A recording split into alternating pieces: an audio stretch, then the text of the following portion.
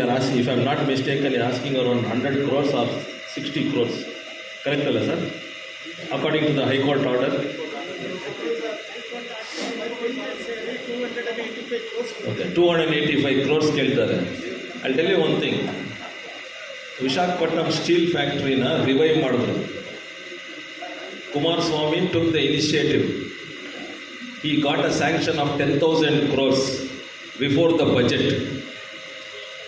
ಅರ್ಥ ಮಾಡ್ಕೊಳ್ಳಿ, 10,000 ಕೋಟಿ ತಗೊಂಡ್ರು ಆ ವಿಶ್ವೇಶ್ವರಯ್ಯ ಸ್ಟೀಲ್ ವೈಜಾಗ್ ಸ್ಟೀಲ್ ಪ್ಲಾಂಟ್ನ ಸ್ಟಾರ್ಟ್ ಮಾಡೋಕ್ಕೆ. ಮತ್ತೆ so budget is not issue for that. It has to come in the union budget. ಅದೆಲ್ಲ ಏನೂ ಇಲ್ಲ. ನೀವು ಕೇಳ್ತಾ ಇರೋದು ಎಲ್ಲ everything included. It is only 260 crores. If the government agrees, if the decision goes to the cabinet, 260 crores is not a big amount for union government. It all depends on the presentation, what we do to the secretary and to the Ministry of Mines. And as a group, we have to go and solve the problem. Other than that, there is no issue. It has to be announced in the budget and then illa. Thank you. ಇನ್ನೊಂದು clarification ನಮ್ಮ MP ಸಾಹೇಬ್ರು ಹೇಳಿದ್ರು. ಗೌರ್ಮೆಂಟ್ನವ್ರು ಹೇಳ್ತಾ ಇದ್ದಾರೆ BGML 1,850 ಕೋಟಿ ಕೊಡಬೇಕು ಗೌರ್ಮೆಂಟ್ಗೆ ಅಂತ. ಮೊದಲು ಇದು ಗೌರ್ಮೆಂಟೇ ನಡೆಸ್ತಾ ಇತ್ತು. ಕರ್ನಾಟಕ ಗೌರ್ಮೆಂಟ್ನವರು ನ್ಯಾಷನಲೈಸ್ ಮಾಡಿಕೊಂಡು ಅವ್ರ ಕೈ ನಡೆಸೋಕ್ಕಾಗದೆ government of India ministry of mines ಕೊಟ್ಟರು. ಆವಾಗಲೂ ಅವರೇ ನಡೆಸ್ತಾ ಇದ್ರು. ಅವ್ರ ಕೈ ನಡೆಸೋಕ್ಕಾಗಲಿಲ್ಲ. BGML ಅಂತ ಮಾಡಿಬಿಟ್ಟು ಹೆಚ್ಚಿಗೆ ದುಡ್ಡೇ ಕೊಡಲಿಲ್ಲ. 15 ಕೋಟಿ ನೀವು ಸಬ್ಸ್ಕ್ರೈಬ್ ಮಾಡಿ 15 ಕೋಟಿ ನಾವು ಮಾಡ್ತೇವೆ ಅಂತ ಏನೂ ಇಲ್ಲ. ಅದು ಬ್ರಿಟಿಷರ್ಸು ಮನೆಗಳು ಕಟ್ಟಿಸಿ, ಬಿಲ್ಡಿಂಗ್ ಕಟ್ಟಿಸಿ, ಪ್ಲ್ಯಾಂಟ್ ಹಾಕಿ, ಮೈನ್ಸ್ ಮಾಡಿ ಖರ್ಚು ಮಾಡೋದನ್ನ ಗೌರ್ಮೆಂಟ್ ಆಫ್ ಮೈಸೂರು 1.6 crores ತಗೊಂಡ್ರು. ಅದನ್ನೇ ಗೌರ್ಮೆಂಟ್ ಆಫ್ ಇಂಡಿಯಾ 3.3 crores ತಗೊಂಡ್ರು. ಈಗಿನ ಆಸ್ತಿ ಬೆಲೆ ಏನಿದೆ? ಈಗ 25 ವರ್ಷದಿಂದ ಪ್ರತಿ ವರ್ಷ ಇಲ್ಲಿ 4-5 ಜನ ಇಟ್ಕೊಂಡು ಸೆಕ್ಯೂರಿಟಿ ನೋಡೋಕ್ಕೆ ಒಂದು 200 ಜನ ಕಾಂಟ್ರಾಕ್ಟರ್ ಲೇಬರ್ ಇಟ್ಕೊಂಡು ಒಂದು ವರ್ಷಕ್ಕೆ 5 ಕೋಟಿ ಖರ್ಚು ಮಾಡ್ತಾರೆ. ಇದು 25 ವರ್ಷಕ್ಕೆ 110 ಕೋಟಿ ಖರ್ಚಾಗಿದೆ. ಇದಕ್ಕೆ ಎಂಪ್ಲಾಯೀಸ್ ರೆಸ್ಪಾನ್ಸಿಬಲ್ ಇಲ್ಲ. ಅದಕ್ಕೆ employees responsible. All these things have to be explained there. ಇನ್ನೂ ಒಂದು get excited. ಯಾವಾಗ ಇವರು BGML ಅಂತ ಕನ್ವರ್ಟ್ ಮಾಡಿದ್ರು ಆವಾಗ ಕೊಟ್ಟದ್ದು ಒಂದು 10-20 ಕೋಟಿ ಕೊಟ್ಟಿರ್ಬೋದು ಆ ಕಾಲಕ್ಕೆ ಅಷ್ಟೊಂದು ಜನ ಎಂಪ್ಲಾಯೀಸ್ಗೆ. ಆಮೇಲೆ ಕೊಡಲೇ ಇಲ್ಲ. ಲಾಸ್ ಆಗ್ತದೆ. ಯಾತಕ್ಕೆ ಅಂದರೆ ಎಕನಾಮಿಕ್ ಬೋರ್ಬಾಡಿ ಇಲ್ಲ, ಕರೆಂಟ್ ಚಾರ್ಜ್ ಜಾಸ್ತಿ ಆಗ್ತದೆ, ವೇಜಸ್ ಜಾಸ್ತಿ ಆಗ್ತದೆ. ಅದನ್ನು ಎಂಪ್ಲಾಯೀಸ್ ಕಷ್ಟಪಟ್ಟು ದುಡಿದು ಅಷ್ಟೊಂದು ದೊಡ್ಡದಾದ ಸಾಲ ಲಾಸ್ ಮಾಡಿಲ್ಲ. ಕಂಪ್ನಿ BFR ಲೆಫರ್ ಮಾಡುವಾಗ ಬರೀ 97 ಕೋಟಿ ಟೋಟಲ್ ಇದ್ದವು. ಇವ್ರು ಕೊಟ್ಟಿದ್ದದ್ದು ಒಂದು 43 ಕೋಟಿ ಇದು ಶೇರ್ ಕ್ಯಾಪಿಟಲ್. ಅದನ್ನಲ್ಲಿ ವರ್ಕರ್ಸ್ತು ಇದೆ ಅಲ್ಲ ನಾನು ಹೇಳೋದು.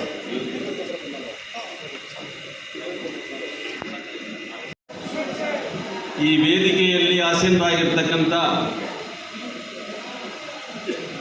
ನಿಮ್ಮ ಎಲ್ಲ ಮೆಚ್ಚಿನ ನಾಯಕರು,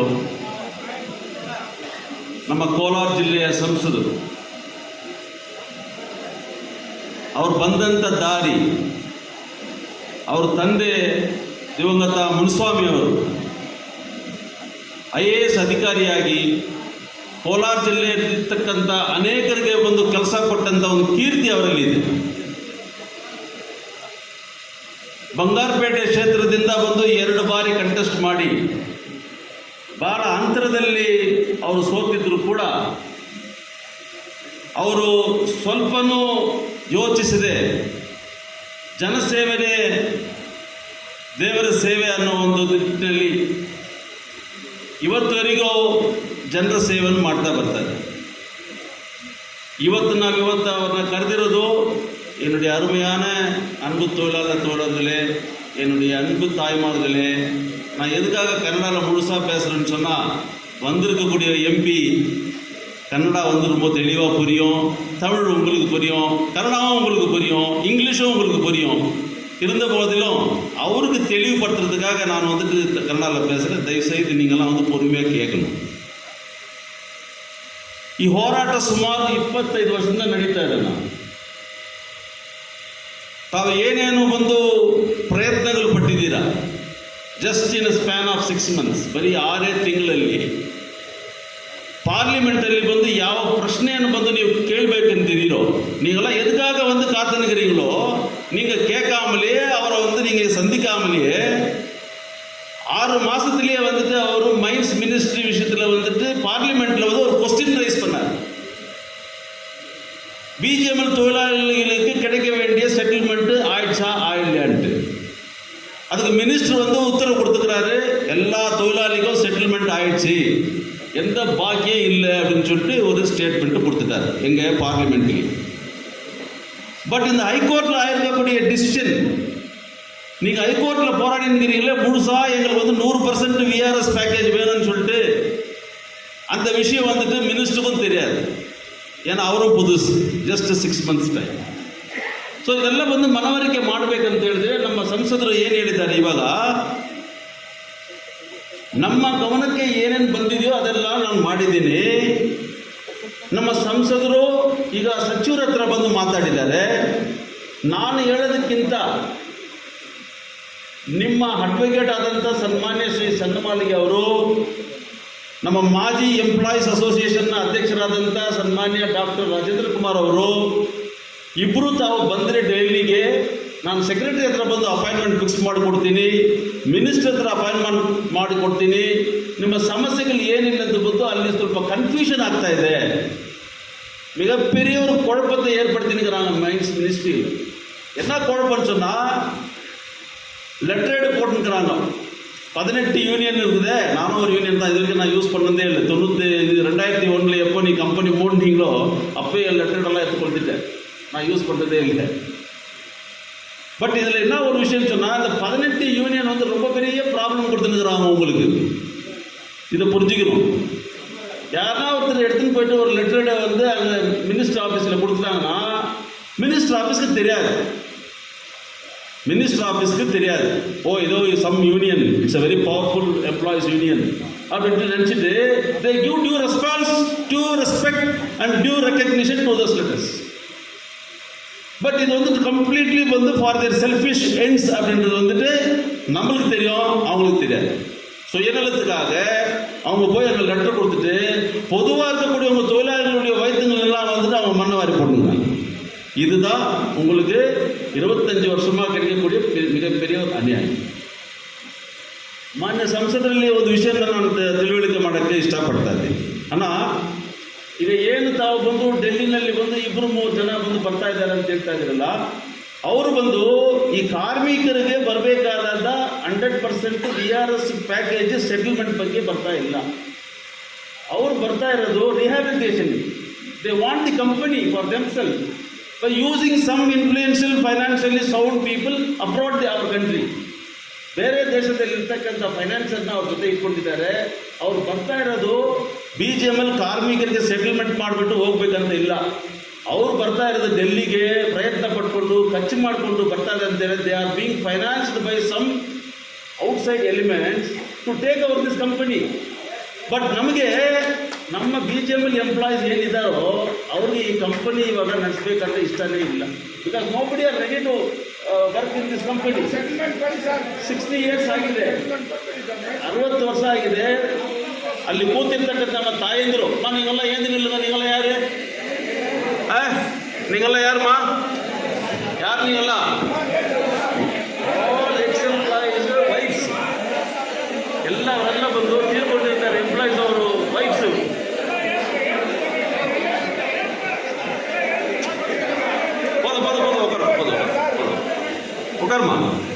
ಇರ್ತಕ್ಕಂಥವ್ರು ಒಂದು 500 ಜನ ಇರ್ಬೋದು.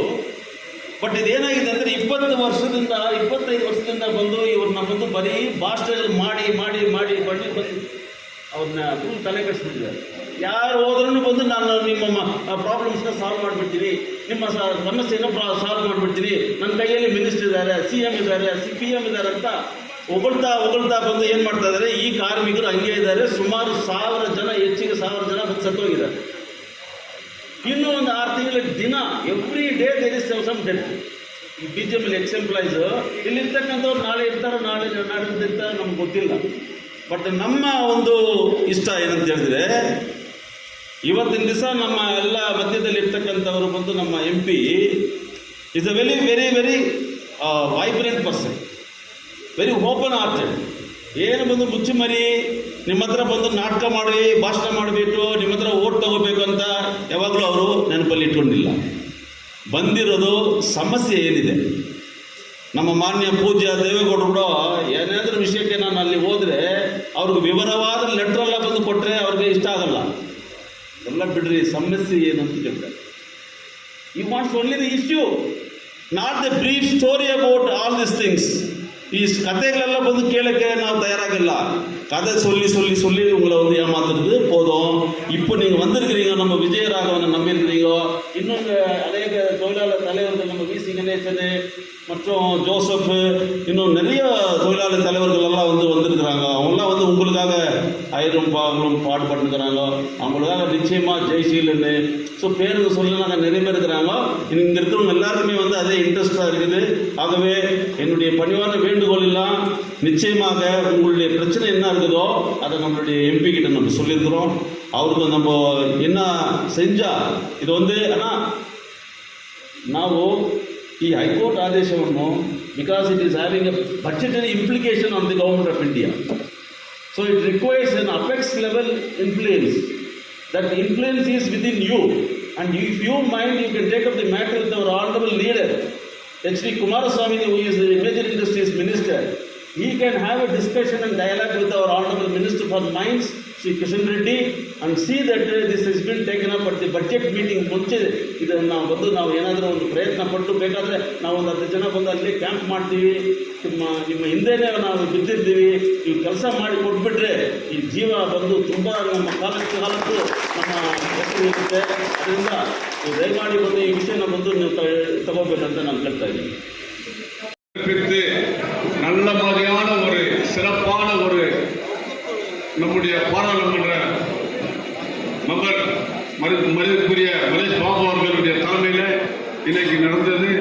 இதற்கெல்லாம் காரணம் என்னக்கா, நம்முடைய மரியாதைக்குரிய கே ராஜேந்திரன் தங்கவேலுடைய ஜனதாதள் தலைவர் அவர்களுடைய தலைமையில் நடந்த இந்த சிறப்பான கூட்டம் மகிழ்ச்சியான கூட்டமாக இருக்கிறது என்பதனை தெரிவித்து ಬಂದಿದ್ದೀರಾ ಏನು GML employees whatever that settlement they wanted ಆ ಇಶ್ಯೂ ರೇಸ್ ಮಾಡೋಕ್ಕೆ ಇವತ್ತು ನಮ್ಮನ್ನು ಕರೆದಿದ್ದು ಸರ್.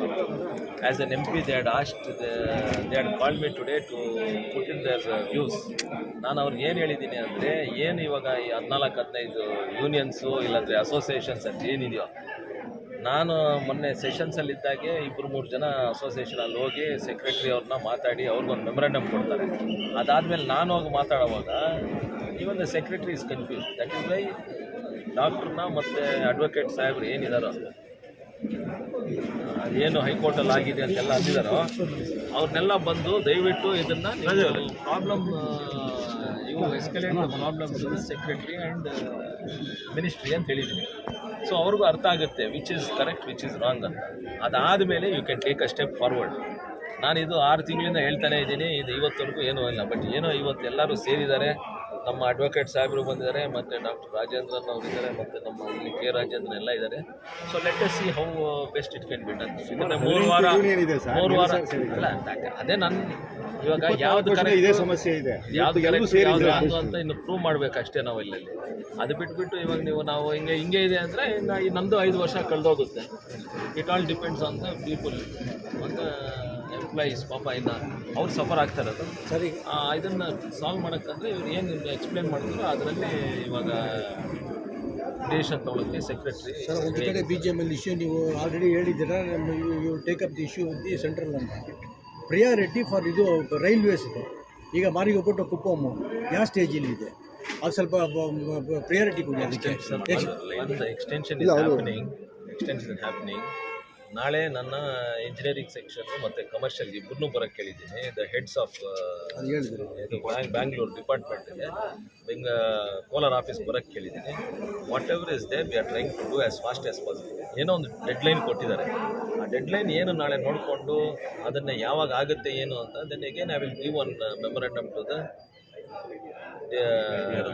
ಇದು ಮಿನಿಸ್ಟರ್ 11 o'clock. ಎಲ್ಲ ಡೀಟೇಲ್ಸ್ ಕೊಡ್ತಾರೆ ಸರ್. ಇವಾಗ BGML ಎಂಪ್ಲಾಯ್ ಇಶ್ಯೂ ಬಂದಿರಲ್ಲ ಸರ್, ಏನು ಅವ್ರಿಗೆ ಅಶ್ಯೂರೆನ್ಸ್ ಕೊಡ್ತಾ ಇದ್ದೀರಾ? ಮನೆಯದೊಂದು ಅಶ್ಯೂರೆನ್ಸ್ ಕೊಟ್ಟಿದ್ದೀನಿ, ಮನೆಯದೊಂದು ಅಶ್ಯೂರೆನ್ಸ್ ಕೊಟ್ಟಿದ್ದೀನಿ. ಏನು ಅವ್ರದ್ದು NOC ಏನು ಬೇಕು ಅಂತ ನಮ್ಮ ಇವ್ರು ಕೇಳ್ತಾರೆ, CPP ಎಂಪ್ಲಾಯೀಸ್. ನಮ್ಮ ಕಮಿಷನರ್, ಯಾಕೆಂದರೆ ಅದು ಆಲ್ರೆಡಿ ಎಕ್ಸ್ಪ್ಲೇನ್ ಮಾಡಿದ್ದೀನಿ. ಅದು ಸೆಕ್ರೆಟ್ರಿ ಮೈನ್ಸ್ಗೂ ಗೊತ್ತು, ಯಾಕೆಂದರೆ ಅವ್ರಿಗೆ ಅಲಾಟ್ಮೆಂಟ್ ಆಗಿರೋ ಸೈಟ್ 20/20 ಇಲ್ಲ 20/30 ಅದು ಸ್ವಲ್ಪ ಎಕ್ಸ್ಟೆಂಡು ಮಾಡ್ಕೊಂಡಿದ್ದಾರೆ. ಅಲ್ಲಿರೋ ಜನ ಇನ್ಹ್ಯಾಬಿಟೆಂಟ್ಸ್ ಇನ್ನೊಂದು 5-10 ಅಡಿ ಎಕ್ಸ್ಟೆಂಡು ಮಾಡ್ಕೊಂಡಿರೋದು, ಅದು ಅವ್ರಿಗೂ ಗೊತ್ತು secretary. He will try to solve it ಅಂತ ಹೇಳಿದ್ದಾರೆ. ಇವಾಗ ಇದನ್ನು ಏನು ಇವಾಗ ಕಮಿಷನರ್ ಹತ್ರನೇ ಅಫಿಷಿಯಲ್ ಲೆಟ್ರ್ ತೊಗೊಂಡಿದ್ದೀನಿ ನಾವು, NOC ಒಂದು ಬೇಕು ನಿಮಗೆ ಅಂತ. NOC ತೊಗೊಂಡು ಅದು ಏನು ಡಿಸೈಡ್ ಮಾಡ್ತಾರೋ ನೋಡಬೇಕಾಗುತ್ತೆ. ಒಂದು ಅದು. ಸೆಕೆಂಡು, ಇವಾಗ ನಾವು ನಿಮ್ಗೆ ಆವಾಗಲಿಂದ ಅದೇ ಹೇಳ್ತಾರೆ, 18 ಅಸೋಸಿಯೇಷನ್ಸ್ ಇದ್ದಾಗ ಯಾರ ಮಾತು ಕೇಳಬೇಕು. ಸೊ ಇವ್ರನ್ನ ಕರ್ಕೊಬಂದು ಇವ್ರನ್ನ ಏನು ನಮ್ಮ ಡಾಕ್ಟ್ರು ಮತ್ತು ಅಡ್ವೊಕೇಟ್ ಏನಿದಾರೋ ಅವ್ರು ಬಂದರೆ ಅವ್ರು ಎಕ್ಸ್ಪ್ಲೇನ್ ಮಾಡಿದ್ರೆ ದಿಸ್ ಈಸ್ ಇಟ್ ಅಂತ. ಆಮೇಲೆ ಅಫಿಷಿಯಲ್ ಆಗಿ ಇನ್ನು ಹೈಕೋರ್ಟಲ್ಲಿ ಹಿಂಗಾಗಿದೆ, PGML employees R asking for VRS, not for rehabilitation. So there are two words which are there. One is settlement and one is rehabilitation. And the government knows that mining cannot happen in PGML. ಅದು ಅವ್ರಿಗೂ ಗೊತ್ತು. ಇವಾಗ ಹೆಂಗೆ ಹಿಂಗೆ ಲೆಟರ್ಗೆ ಹೋಗಿ ಹಿಂಗೆ ಬರ್ತಾ ಇದ್ರೆ ಅವರು ಕನ್ಫ್ಯೂಸ್ ಆಗಿದ್ದಾರೆ. So let me try this final solution. ರೆಡಿಯಾಗಿದ್ದೀವಿ ಇನಾಗ್ರೇಷನ್ ಮಾಡೋಕ್ಕೆ. People need to come from Delhi to inaugurate ಅಂತ ಹೇಳ್ತಾರೆ, officials have to come. So it depends on that dates what and all is happening ಅಂತ ಮೊನ್ನೆ ಹೇಳಿದ್ರು. I told there is no issue of having that.